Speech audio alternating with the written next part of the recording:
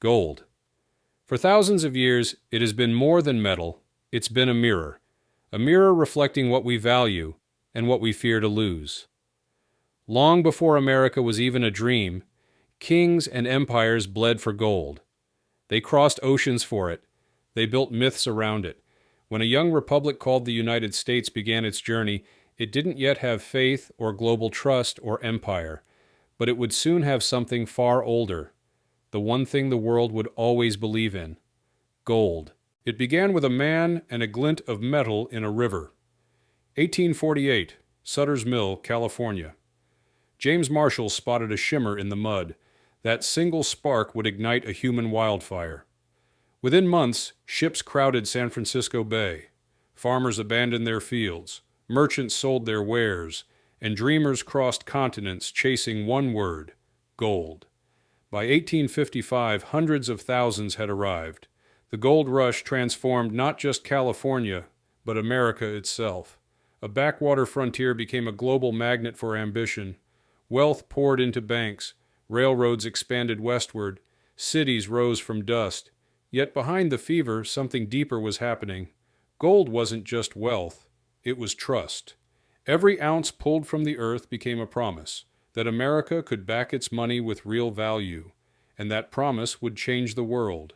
As the 19th century turned, gold flowed east, into vaults, mints, and markets. Wall Street was born on that flow. The U.S. Mint turned dust into destiny.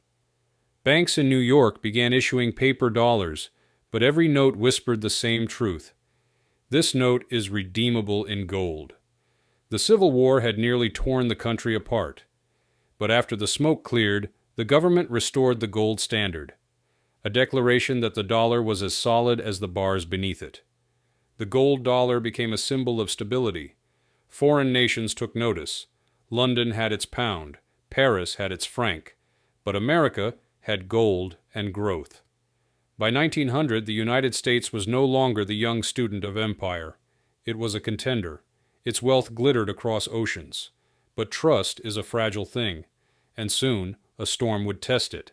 The 1920s roared, stocks soared, and then silence. The Great Depression shattered illusions of endless wealth. Banks collapsed, families lost everything, and in desperation people ran to what they still trusted: gold. They hoarded it, hid it, because in gold, money still meant something real. But the government saw a threat. In 1933, President Franklin D. Roosevelt signed Executive Order 6102. It made private gold ownership illegal. Citizens were forced to turn their gold into the banks in exchange for paper. Fort Knox was built soon after, not just as a vault, but as a statement. America had absorbed its citizens' gold and concentrated the world's trust inside walls of steel. From that moment on, the people didn't hold gold. The government did. Gold had become not freedom, but power. Out of war came opportunity. In 1944, as the Second World War neared its end, leaders from 44 nations met in a quiet town called Bretton Woods. There, in the calm of New Hampshire's mountains, they signed a financial peace treaty. Every major currency would be tied to the U.S. dollar, and the dollar would be tied to gold. It was the greatest trade of trust in history. The world didn't need to hold gold anymore, only dollars. And America promised each dollar was worth its weight in gold.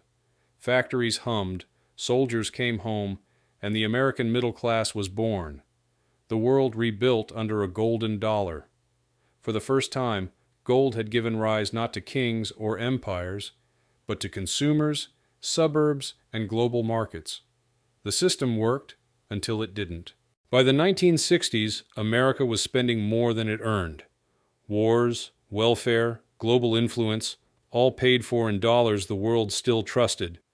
But foreign nations started asking a dangerous question. What if America doesn't have enough gold to back all this?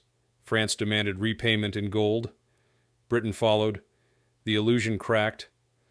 On August 15, 1971, President Richard Nixon went on television. His words changed money forever. I have directed Secretary Connolly to suspend temporarily the convertibility of the dollar into gold. Temporarily became permanent. The gold standard was dead. The dollar was now free, backed not by metal, but by belief. Gold no longer defined America's money, but its ghost would never leave. When the tie was broken, economists predicted gold would fade into history, but gold didn't die, it rose. Each time the world panicked, gold surged back. Oil crises, market crashes, wars, inflation. When trust faltered, people returned to the old faith, to the metal that never lies. Fort Knox still stands. So do the myths around it. What's inside? How much remains? No one truly knows.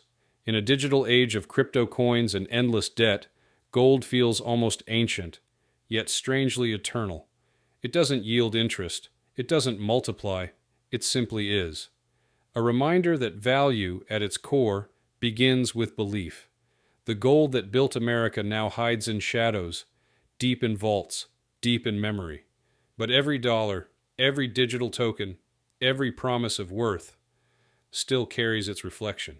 Gold never cared for nations. It never swore loyalty to flags or laws. But for a time, it chose America. It built railroads. It built banks. It built trust strong enough to shape the world's money. And when the metal left the stage, the story didn't end. America's power endured because gold had done its work. It had taught the world to believe in the dollar, and belief, once born, is the hardest thing to destroy. So when you hold a dollar today, remember this. It may be paper, it may be code, but somewhere in its lineage lies a piece of shining earth, a spark from the riverbanks of California, the gold that built America.